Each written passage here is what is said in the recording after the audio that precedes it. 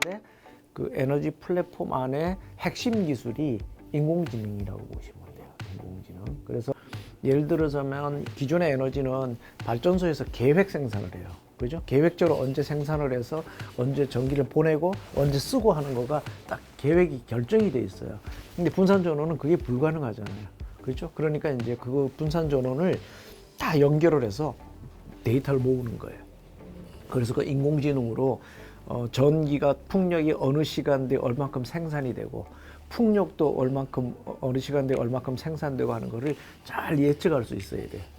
그래서 이제 날씨 데이터라든가 사람들이 에너지를 사용하는 그 소비에 대한 패턴이라든가 그죠? 이런 거를 잘 데이터를 수집을 해서 언제 가장 최적으로 전기를 생산해야 되는지 이런 걸 잘 우리가 분석하고 해야 되니까 그 기술에 인공지능이 있는 거예요.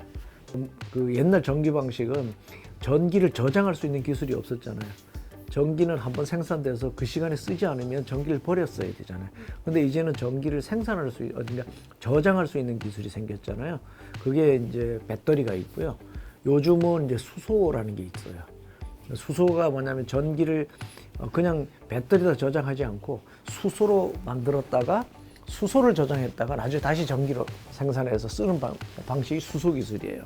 그러니까 전기를 과거하고 다르게 저장할 수 있는 기술이 생긴 거예요. 그래서 그러면 전기를 언제 생산을 해서 어떻게 저장하고 언제 소비하고 하는 거를 잘 인공지능으로 우리가 분석하고 예측하고 하는 기술이 되게 중요해요. 그래서 그 핵심에 인쿼드 기술이 있다라고 보시면 돼요. 인쿼드가 갖고 있는 아이덤스라는 플랫폼이 그런 순차별로 가요. 순차별로 가는데 첫 번째는 뭐냐면 아까 그 작은 자원들이 있다 그러잖아요.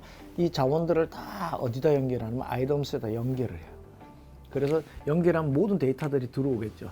발전소 100개에서 그렇지? 수백 개에서 이렇게 들어오면 그걸 일단 아이덤스가 데이터를 모으고 분석하는 거가 현재 하는 방식이고, 근데 그 자원이 앞으로는 태양광하고 배터리만 있는 게 아니잖아요. 그죠? 수소도 들어오고, 그 다음 풍력도 들어오고, 또 뭐가 들어올까요?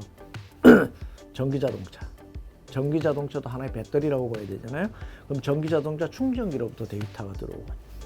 그래서 이런 데이터들이 쭉 다 들어와서 데이터를 모아가지고 지금 관리하고 분석하고 실시간으로 분석하고 하는 것을 아이덤스가 하고 있어요. 그 다음에 이제 이걸 뭘 하냐면 여기 모아지면 거래를 해야 되니까 이 100개의 그러니까 100개의 태양광을 갖고 있는 사업자가 내가 아이덤스한테 다 모이면 한 개의 큰 발전소가 되는 거죠. 가상 발전소예요. 그렇죠? 그래서 이 버추얼 파워 플랜트라 그래서 VPP라는 게 그런 거예요. 그래서 가상 발전소를 만들어요. 그래서 아이덤스가 발전하는 건 그 다음에 가상 발전소를 형태로 이동을 하는 거죠. 그래서 그런 자원들이 다 이미 모이고 있어요. 동서발전이나 한수원이나 전력거래소나 그 다음에 이제 민간에는 S에너지 그런 데이터들은 다 우리인데 이미 다 연결이 되고 있어요. 연결이 되고 그러면 이제 그게 나중에 가상 발전소가 돼요. 가상 발전소가 되고 그럼 이제 가상 발전소가 된 이후에는 아까 얘기했듯이 PPA나 시장에 가서 입찰을 할 수 있어요. 이런 메커니즘들과 기술들이 대부분 다 어떻게 작동이 되냐면 일반적인 데이터 분석이 아니라 AI에서 이게 분석되고 자동으로 작동되고 있다는 거예요. 딥러닝 중에 강화학습 쪽을 많이 해요. Reinforcement 딥러닝이라고 해서 강화학습이 우리가 제일 많이 쓰는 기술이고요.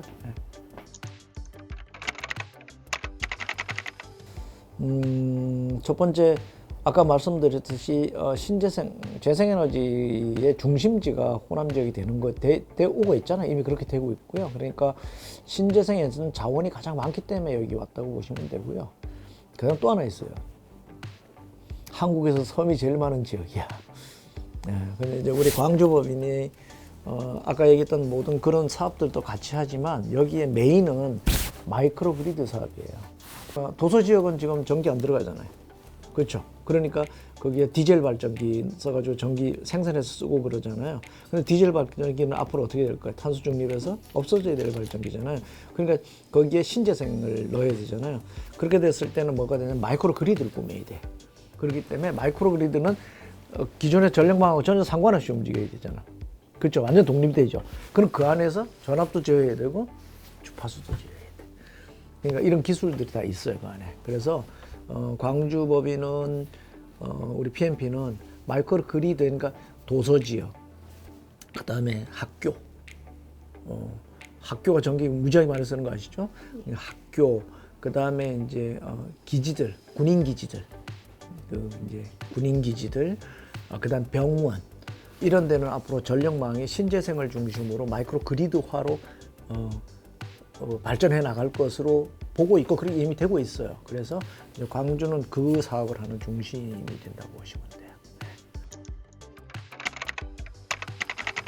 한마디로 인쿼드가 나중에 정말 뭘 잘하려고 하느냐라고 물으면 저는 섹터 커플링이라는 말을 쓰고 싶어요. 이게 섹터 커플링이라고 하면 분야별 산업이 서로 결합하는 거예요.